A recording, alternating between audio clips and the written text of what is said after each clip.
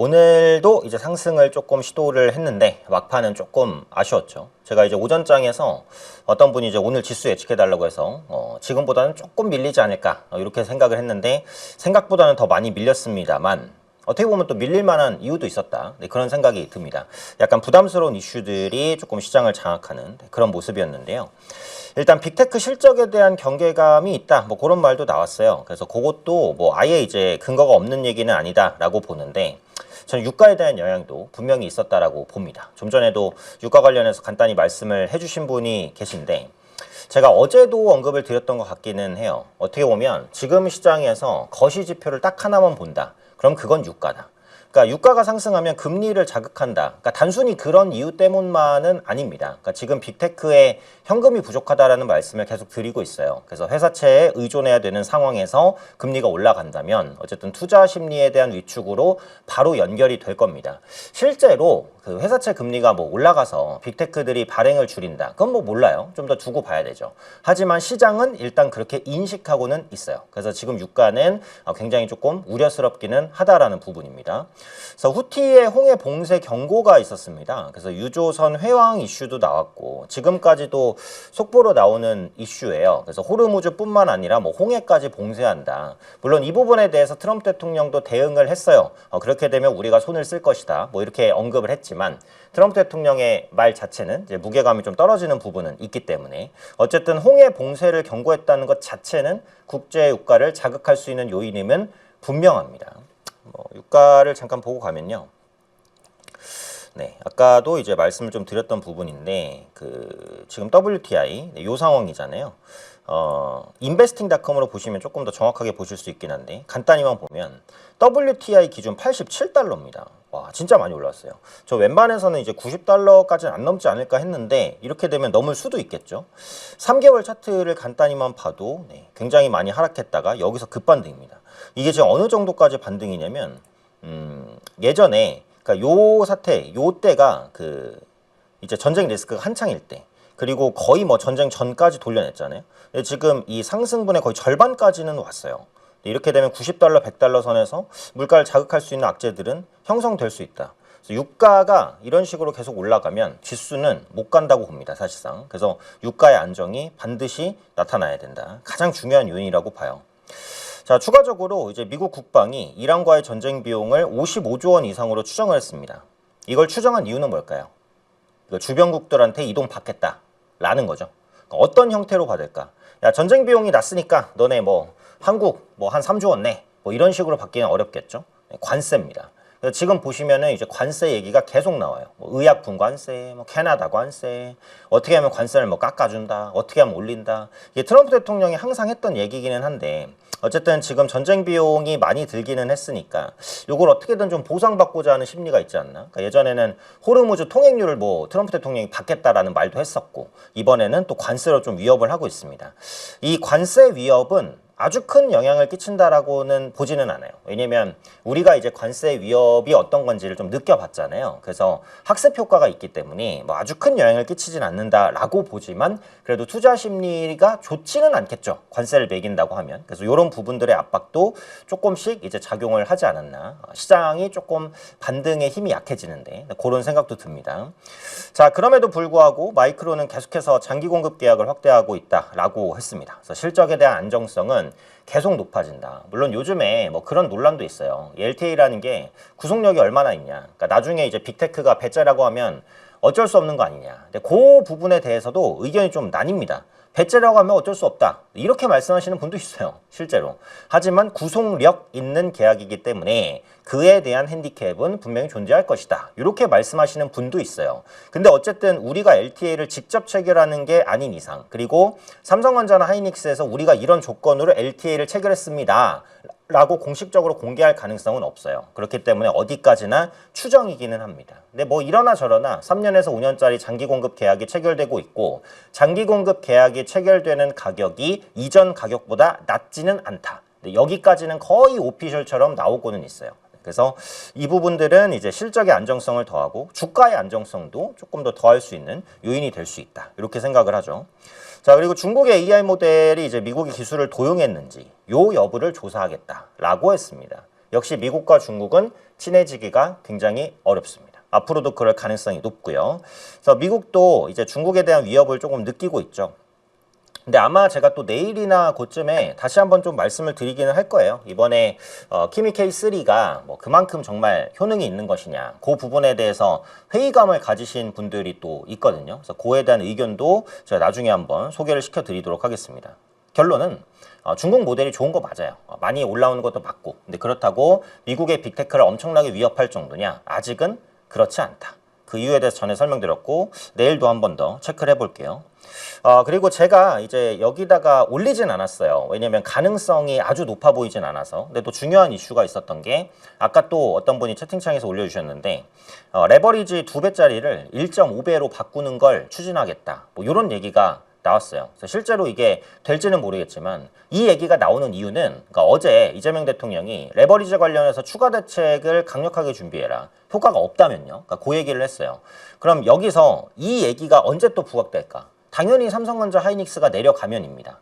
그러면 레버리지가 내려갈 테고 그럼 또 불만 폭주하고 그죠? 똑같은 상황이에요. 그러면은 이거 2배짜리를 1.5배로 좀 바꾸는 그런 강제력 어려운 조치이기는 합니다만 가능성이 좀 부각되고 있기는 합니다. 실제로 변동성을 줄일 수 있는 요인이 될지 그래서 이런 정책 기대감 자체가 그 지수의 하방 경직성이 될 수는 있어요. 그래서 지수 측면으로는 이런 조치들을 하겠다라는 얘기는 뭐 긍정적이다 이렇게 보여집니다. 어쨌든 유가는 굉장히 중요해요. 유가가 지금처럼 계속 올라간다면 지수가 올라가는 건 사실 어렵습니다. 단기적으로 뭐 올라갈 수는 있는데 추세적인 상승은 어렵다라고 봅니다. 유가가 안정되는 게 되게 중요할 것 같아요. 오늘 특징 섹터 보겠습니다. 오늘 로봇이 강할 거라는 건 어제 이 시간을 통해서 대략적으로 짐작할 수 있었죠. 왜냐하면 어제 넥스트레이드에서 움직인 종목이 죄다 로봇주였습니다. 그래서 오늘 로봇주의 급등은 사실상 예고된 급등이었다. 근데 생각보다 좀 더 급등한 것 같아요. 근데 제가 어제도 말씀드린 대로 아직은 삼성전자의 로봇 전략, 그러니까 얼개는 나왔어요. 뭐 일단 범용 로봇을 꿈꾸는데 거기서 공장에 한번 투입해보고 반도체 공장이겠죠. 그리고 거기서 검증되면 판매를 시도한다. 그러니까 이런 정도는 나왔는데 구체적으로 밸류체인에서 어떤 기업이 수혜를 받을지는 명확하지는 않아요. 근데 레인보우 로보틱스는 어쨌든 수혜주가 될 가능성이 높다. 지분 관계가 있으니까. 그 정도로 지금 체크하고 있고요. 아이로보틱스, 엔로보틱스, SPG 그러니까 로봇주는 계속 가긴 어려울 거라고 봅니다. 급등할 때 보유하고 계셨으면 비중을 줄이는 전략을 어제 말씀드렸고 건설주가 올라온 게 좀 반가운 반등입니다. 건설주는 참 모멘텀은 많아요. 근데 이제 여전히 못 갔죠. 원전 관련된 모멘텀, 뭐 SMR도 될 수 있고 그 다음에 지금은 기대감이 약해졌지만 재건 모멘텀 그리고 국내 재건축 재개발 그 부분도 말씀드렸고 데이터 센터를 건설하던 아니면 그 대규모 반도체 클러스터를 조성할 때도 건설주가 중요한 역할을 합니다. 그래서 사실은 좀 자극받을 만한 이슈는 많아요. 근데 건설주도 금리 상승에 좀 민감하기는 합니다. 금리 상승 피해주죠. 그래서 금리에서 완전히 자유롭지는 않다. 어쨌든 오늘 GS건설이 굉장히 강했고요. 현대건설과 대우건설. 그래서 저는 대형건설주는 보유하고 계시면은 보유 의견이기는 합니다. 뭐 제가 종목 상담 들어올 때도 대부분 말씀을 드렸기는 하지만 건설주도 참 많이 빠졌다. 근데 모멘텀은 재건 모멘텀이 약화된 건 맞는데 그거 제외하면 여전히 모멘텀은 괜찮아 보이기는 해요. 자, 그리고 자동차주가 되게 반갑게 올라왔죠. 로봇 이슈가 부각되니까 올라온 것 같은데 그 삼성과 현대의 로봇 합작 이런 부분들도 좀 나왔어요. 저는 그 부분까지 생각하진 않았거든요. 서로 다른 밸류체인으로 갈 것이다라고 생각했는데 삼성이 현대차와 약간 협업을 하려고 하는 부분들도 있는 것 같아요. 그래서 그런 부분이 복합적으로 반영되면서 오늘 현대차 현대모비스 강했습니다. HL 만도까지 강했다는 것은 역시 로봇과 관련된 자동차주가 올라간 것이다. 이렇게 보시면 되겠죠. 자, 전선주, 가온전선, 대한전선, 대원전선. 뭐 빅2가 올라가면 전선주가 못 갈 이유는 없습니다. 탄력적인 종목이기 때문에 앞으로도 이제 빅2가 추가적인 상승을 만약에 시도한다라고 한다면 전선 관련된 종목군들도 꾸준히 투심이 개선될 가능성은 뭐 열려 있겠죠. 그래서 앞으로 추가적인 상승을 할 수 있을지 제 스타일에 맞는 종목은 아니지만 어쨌든 빅2와 연관성이 높은 종목입니다. 원전, 그래서 이게 원전이 올라가니까 건설이 같이 간 것 같아요. 오늘은. 그래서 죽어있던 원전 관련주가 조금 부활을 꿈꾸는. 그러니까 제가 전에도 말씀드렸듯이 에너지 관련주는 계속 봐야 된다. SK 이터닉스가 거의 대장격으로 치고 가고 있는 상황이고요. 그래서 신재생, 원전, SOFC 이런 종목군들을 다 끌어당기고 있어요. 오늘 보시면 여기는 안 실었지만 SOFC 관련주도 괜찮았습니다. 그 태양광주 조금 움직일랑 말랑, 원전주 조금 수급 들어오고, 그래서 우진, 우리기술, 두산에너빌리티. 그래서 에너지주는 관심 있게 보자. 방산주 오랜만에 올라왔습니다. 한국항공우주, 현대위아, 퍼스텍. 근데 이제 방산주는 테마가 아니에요. 더 이상 테마가 아니고 중장기적인 투자에 적합한 그런 종목이라고 봐야 돼요. 방산 5사의 수주잔고 120조 원 돌파. 한국항공우주만 해도 수주잔고가 26조 원이 넘습니다. 그러니까 상당한 실적들. 그리고 요즘에 이제 러시아와 경쟁 관계를 약간 형성하고 있지만 가격과 납기 면에서는 한국 방산을 따라잡을 업체는 아직은 없습니다. 그리고 전에 말씀드린 대로 이번에 이란 전쟁 때문에 미국의 패트리엇이 많이 소진이 됐어요. 그래서 그런 부분들을 미국이 채우기에 지금 바쁩니다. 그래서 그 빈수요들을 한국의 업체들이 조금 공급할 수 있지 않을까. 천공2도 마찬가지고 한국항공우주 같은 경우에는 이제 KF-21 차세대 전투기죠. 한 대당 한 1,000억 정도 추정되는데 신규 매출 인도네시아랑 지금 공급 협약하고 있습니다. 그래서 그 부분도 보시면 되겠고요. 현대위아와 이제 퍼스텍까지. 현대위아가 이제 삼성의 로봇 전략과 약간 엮이는 듯한 그런 모습이 나오면서 좀 수급이 들어왔다. 이렇게 보시면 될 것 같습니다. 그래서 저렴한 종목, 로봇 모멘텀 있는 종목, 많이 빠진 종목, 그리고 반도체 연관성이 있는 종목, 그런 종목군들이 오늘은 상승했던 하루였다라고 볼 수 있겠어요. 상승폭은 이제 다 줄였죠. 왜냐하면 빅2가 좀 밀리면서 지수가 좀 밀렸기 때문에. 근데 좋게 생각하면 그냥 내일 받을 조정을 미리 좀 받았다. 이렇게 보셔도 될 것 같아요. 이따가 차트 보면 설명드리겠지만 저는 시장이 반등을 할 거라고 생각하지만 점진적 반등으로 봅니다. V자로 팍 치고 올라가기는 너무 힘들다고 봐요. 가장 큰 이유는 수급입니다. 지금 시장의 수급이 전체적으로 약해요. 이따가 수급도 한번 볼게요. 주요 이슈들 한번 보겠습니다. 자, 갤럭시 언팩. 이거 관심 있으신 분들 별로 없으시겠지만 오늘 밤 10시 정도 진행을 합니다. 유럽에서. 폴드 8이 공개될 예정이에요. 그래서 이번에 언팩에서 어떤 내용 나오는지 한번 보는데 플립 8, 폴드 8 이런 것들 나오겠죠. 그래서 삼성전자가 이제 공개를 할 때 그 S 시리즈, 울트라, 그 다음에 S 시리즈 이런 것들 한번 쫙 공개하고 S 플러스 울트라 그죠? 요 시리즈 한번 공개하고 그 다음에 폴더블, 플립과 폴드 이렇게 묶어서 공개하고 이런 패턴을 계속 유지하고 있거든요. 그래서 이번에 언팩에서는 폴드 8이 플립 8과 함께 공개가 될 것으로 보입니다. 물론 이제 스마트폰은 이제 기대하기 좀 힘들어요. 왜냐면 메모리 가격이 진짜 너무 비싸요. 메모리 가격이 몇 배가 뛰다 보니까 지금 중국 업체들 있죠. 샤오미, 오포, 비보 이런 업체들 되게 힘듭니다.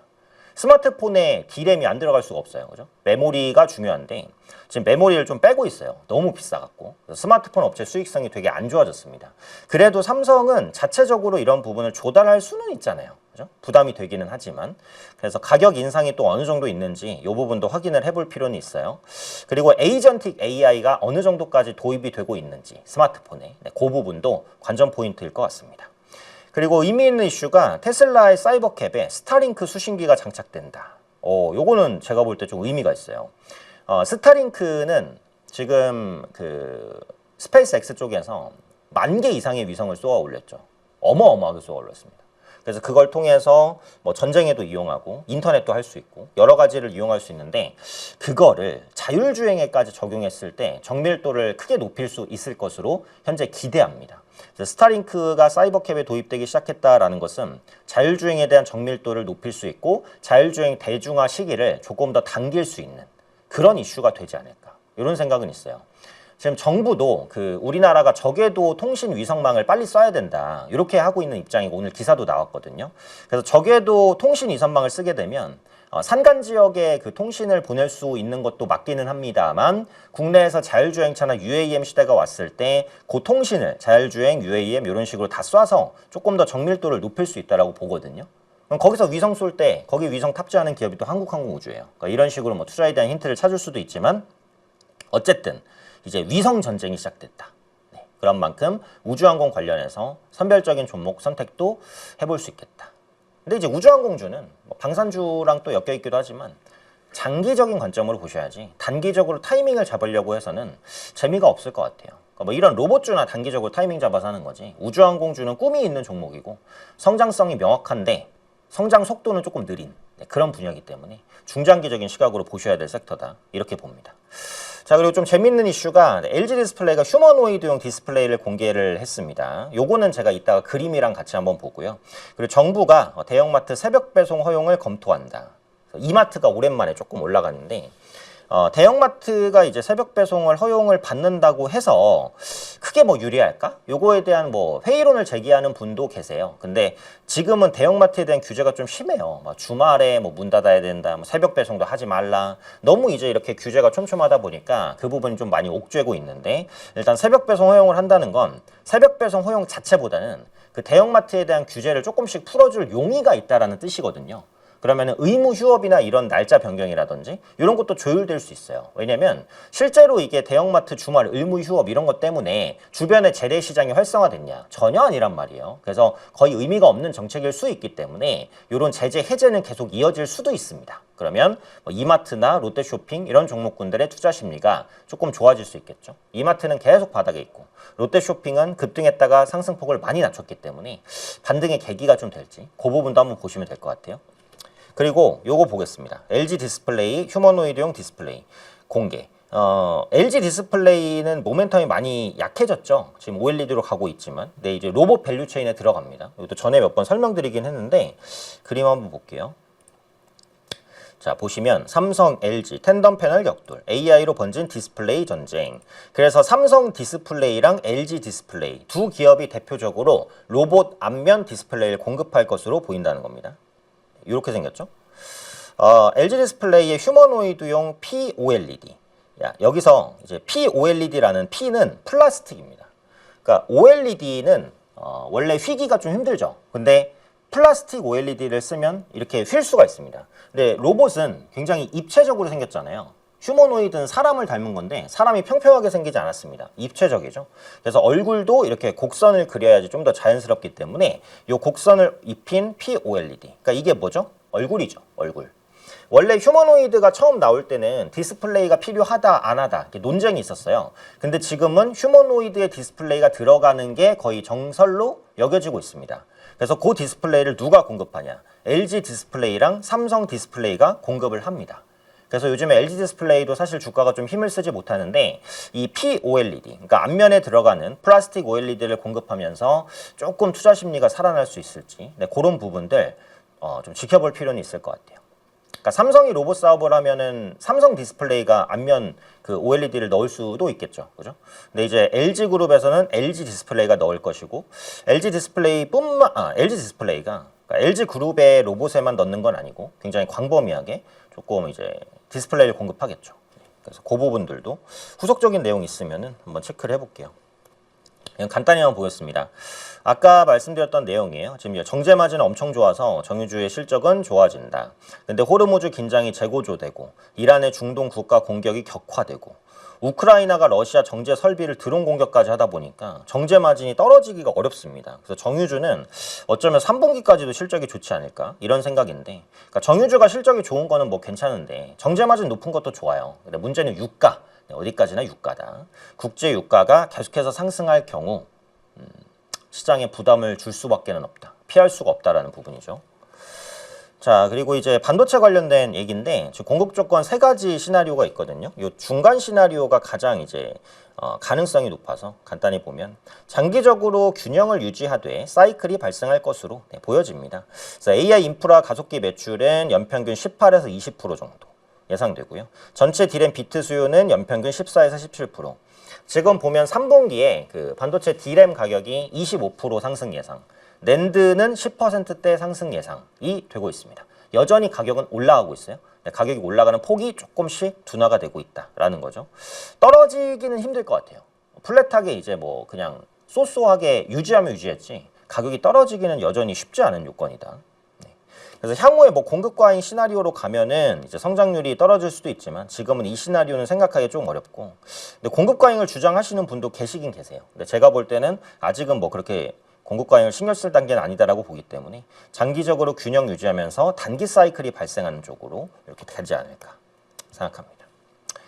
디램의 비트 수요 시나리오입니다. 그래서 베어 시나리오로 한번 보면 26년 AI 비중 10%, 35년은 26%. 그래서 아무리 보수적으로 잡아도 AI 비중이 26%까지는 10년 뒤에 올라갈 것으로 이렇게 보고 있습니다. 지금은 시나리오일 뿐이니까. 그래서 내년에 공급 부족에도 AI 서버, HBM 범용 서버 수요, 그리고 28년에 신규 GPU, ASIC 서버, LPDDR까지 이렇게 확산될 것 같아요. 앞으로 온디바이스 시장이 성장하는 것은 뭐 명백하기 때문에 저전력 반도체 관련주들이 움직일 수도 있어요. 그러면 뭐 제주 반도체도 모멘텀을 받을 수도 있겠죠. 근데 제주 반도체도 밸류가 싼 기업은 아니기는 해요. 근데 현재 위치에서는 눌림을 좀 만든다면 한번 올라갈 수 있는 모멘텀도 가져갈 수 있지 않을까. 이 정도의 생각은 있습니다.